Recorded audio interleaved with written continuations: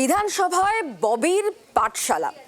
বিরোধী দলনেতার ঘরে ঋতব্রত সন্দীপনদের একেবারে হাতে কলমে শিখিয়ে দিচ্ছেন কে? ফিরহাদ হাকিম, বর্ষিয়ান তৃণমূল বিধায়ক। তিনি বিধানসভা যে সমস্ত রীতিনীতিগুলো আছে সেগুলো তিনি শেখাচ্ছেন। আর ববির এই রূপ দেখে রাজনৈতিক মহলও বোঝার চেষ্টা করছেন তিনি কোন দিকে।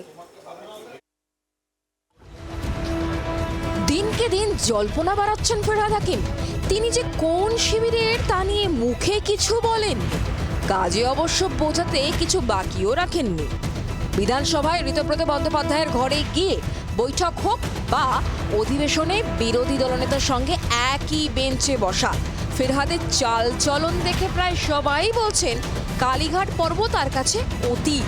এবার সেই ববিকেই শিক্ষকের ভূমিকায় দেখা গেল বিধানসভায়। শুক্রবার বিধানসভা অধিবেশন শেষে নিজের ঘরে নতুন বিধায়কদের প্রশিক্ষণের ব্যবস্থা করেন বিরোধী দলনেতা ঋতব্রত। সেখানে মূল প্রশিক্ষকের ভূমিকায় দেখা যায় বন্দরের বিধায়ক ফিরহাদ হাকিমকে। প্রশ্নোত্তর পর্বে কিভাবে অংশ নিতে হয়, কিভাবে স্পিকারের দৃষ্টি আকর্ষণ করতে হয়, জিরো আওয়ারে কি কি ইস্যু তুলতে হয়, প্রায় সব বিষয় হাতে কলমে শিখিয়ে দেন 4 বারের বিধায়ক ববি।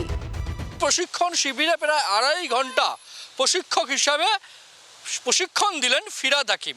অনেকেই দিয়েছেন, জাভেদ খান দিয়েছেন, ঋতব্রত বন্দ্যোপাধ্যায় দিয়েছেন, আরও কয়েকজন সিনিয়র লিডার তারা দিয়েছেন প্রশিক্ষণ।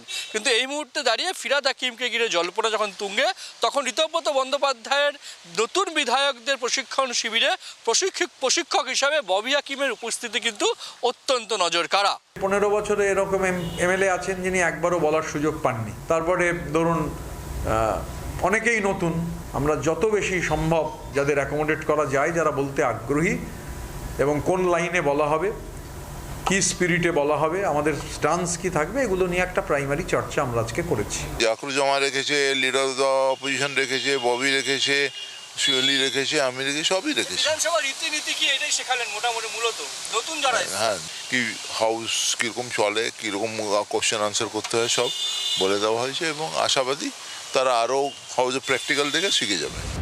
ববি যখন ঋতদের পাঠশালায় ব্যস্ত, তখন তাকে অতীত মনে করালো কালীঘাট শিবির। তৃণমূলের সব থেকে বেশি মর্যাদা ক্ষমতা যদি মমতা বন্দ্যোপাধ্যায় কাউকে দিয়ে থাকেন এই নেতাদের মধ্যে, তার মধ্যে ফিরহাদ হাকিম অন্যতম। এখন ওনার যদি সেখানে মনে হয় যে একটা অন্য কোনো ক্লাস নেবেন কারণ, সেটা তাদের ব্যাপার। ওই ক্লাসে কি কি আলোচনা হবে, যে কিভাবে একটা দলের সিম্বলে জিতে এসে 1 মাসের মধ্যে অন্যদিকে চলে যাওয়া যায়, আমার মনে হয় এই ধরনের কোনো শিবির টিবির হচ্ছিল। মমতা বন্দ্যোপাধ্যায়ের এককালে স্নেহধন্য ববি আর অতীত আঁকড়ে পড়ে রয়েছেন বলে মনে হচ্ছে না। তাকে বিধানসভার পাবলিক অ্যাকাউন্টস কমিটির চেয়ারম্যান করা হতে পারে বলেও জল্পনা রয়েছে। ক্যামেরায় পার্থ জয়ন্তর সঙ্গে প্রবীর ও সিরোশির রিপোর্ট, জি 24 ঘন্টা। বাংলার আওয়াজ, বাঙালির আবেগ, জি 24 ঘন্টা।